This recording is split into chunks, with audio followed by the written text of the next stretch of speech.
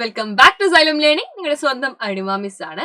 നമ്മൾ ഓരോ ദിവസവും വളരെ ഇമ്പോർട്ടന്റ് ആയിട്ടുള്ള കുറേ കാര്യങ്ങൾ പഠിക്കാറുണ്ട് അല്ലെ. ചില കാര്യങ്ങൾ നമ്മുടെ ഭാവി ജീവിതത്തെ കൂടെ ഒരുപാട് സ്വാധീനിക്കാറുണ്ട്.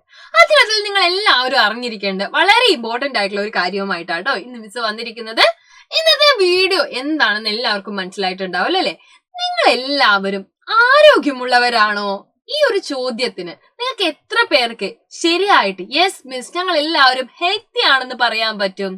പല കുട്ടികൾക്കും ഇന്ന് ടീച്ചർ കണ്ടുവരുന്ന വളരെ പ്രധാനപ്പെട്ട ഒരു പ്രശ്നമാണ്, പ്രത്യേകിച്ച് നിങ്ങളെ പോലുള്ള 3ാം ക്ലാസ്സിലെ മക്കൾക്കൊക്കെ ഇടയിൽ അല്ലെങ്കിൽ 4ാം ക്ലാസ്സിലെ മക്കൾക്കൊക്കെ ഇടയിലുള്ള ഒരു വലിയ പ്രശ്നമാണ് കുഞ്ഞുങ്ങളിൽ ഉണ്ടാവുന്ന പൊണ്ണത്തടി എന്ന് പറയുന്നത് അല്ലെ. നിങ്ങളുടെ ക്ലാസ്സിലും കുറെ കുട്ടികൾ അല്ലെങ്കിൽ നിങ്ങൾ തന്നെ ചിലപ്പോൾ ഇത്തരത്തിലുള്ള ബുദ്ധിമുട്ടുകൾ അനുഭവിക്കുന്നവരായിരിക്കും. അപ്പോൾ ഹെൽത്തി ആയിട്ടുള്ള ഒരു ലൈഫ് സ്റ്റൈലിനെ കുറിച്ചും നമ്മൾ അറിഞ്ഞിരിക്കേണ്ടത് വളരെ ഇമ്പോർട്ടന്റ് ആയിട്ടുള്ള കാര്യമാണ്. ഒത്തിരി പഠിക്കുന്നതിനോടൊപ്പം തന്നെ ജീവിതത്തിൽ അനിവാര്യമായിട്ടുള്ള ഇത്തരം കാര്യങ്ങൾ നിങ്ങൾ മറക്കാൻ പാടില്ല. എന്താണ് ഹെൽത്തി ലൈഫ് സ്റ്റൈൽ എന്ന് പറയുന്നത് കൊണ്ട് ഉദ്ദേശിക്കുന്നത്? നല്ല ആരോഗ്യകരമായിട്ടുള്ള ഒരു ശരീരവും മനസ്സും നിങ്ങൾക്കുണ്ടാവുമ്പോഴാണ് നിങ്ങൾ ഹെൽത്തി ആണെന്ന് നമ്മൾ പറയാറ്. പലപ്പോഴും അല്ലെ നിങ്ങളിൽ ഉണ്ടാവുന്ന ഏറ്റവും വലിയ ഇത്തരം പ്രശ്നങ്ങളുടെ ഒക്കെ കാരണം എന്ന് പറയുന്നത് നിങ്ങൾ കഴിക്കുന്ന ഭക്ഷണങ്ങളാണ്. ഇവിടെയുള്ള പല കൂട്ടുകാരെയും ശ്രദ്ധിച്ചാൽ തന്നെ അറിയാം, നിങ്ങളുടെ എല്ലാ ആളുകളും അല്ലെ ജങ്ക് ഫുഡ്സ് കഴിക്കാൻ ഇഷ്ടപ്പെടുന്ന ആളുകളായിരിക്കും. പക്ഷെ നമ്മൾ കഴിക്കേണ്ട ഭക്ഷണങ്ങൾ എന്ന് പറയുന്നത് എന്താണ് യഥാർത്ഥത്തിൽ? ഇതാ നോക്കിക്കേ, ഇത്രയും വൈവിധ്യമായിട്ടുള്ള ഭക്ഷണങ്ങളാണ്.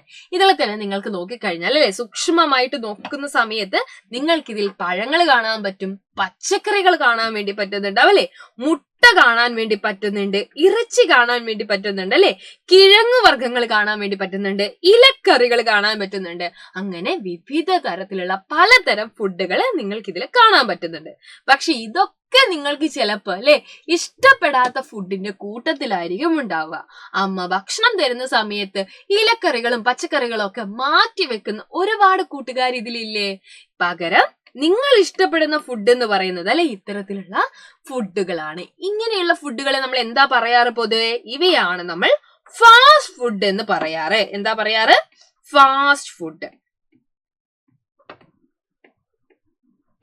പലപ്പോഴും നിങ്ങൾക്ക് എല്ലാവർക്കും അല്ലെ ഇത്തരം ഷവർമയും ബർഗറും പിസയും ഒക്കെ കഴിക്കാനായിരിക്കും ഇഷ്ടം ഉണ്ടാവുക. കാരണം എന്താണ്? അത് നമ്മുടെ വായിക്ക് അല്ലെ നമ്മുടെ നാവിന് കുറച്ച് അധികം രുചി നൽകുന്നുണ്ട്.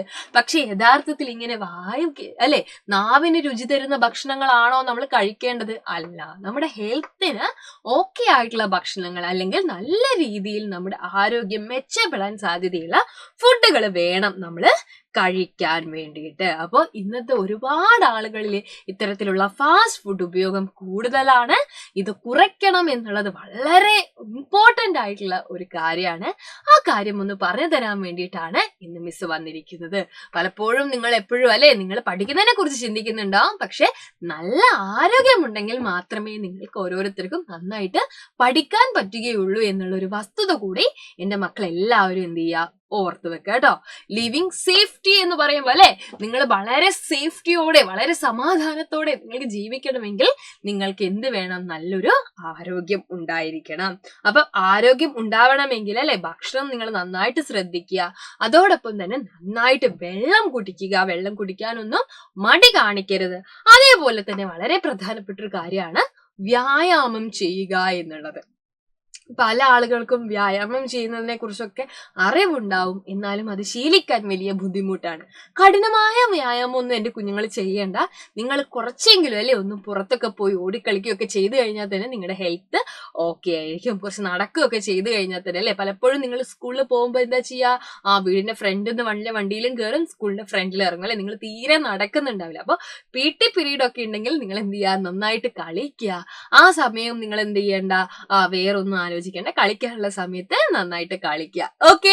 അപ്പൊ ഈ പറഞ്ഞ കാര്യങ്ങളും കൂടെ എന്റെ കുഞ്ഞുങ്ങൾ എല്ലാവരും മനസ്സിൽ ഓർത്ത് വെക്കുക. വളരെ ഇമ്പോർട്ടന്റ് ആയിട്ടുള്ള കാര്യമാണ്. അപ്പൊ അടുത്ത ദിവസം നമുക്ക് വളരെ ഇൻഫോർമേറ്റീവ് ആയിട്ടുള്ള ഒരു വീഡിയോ ആയിട്ട് കാണാം. Until then bye bye.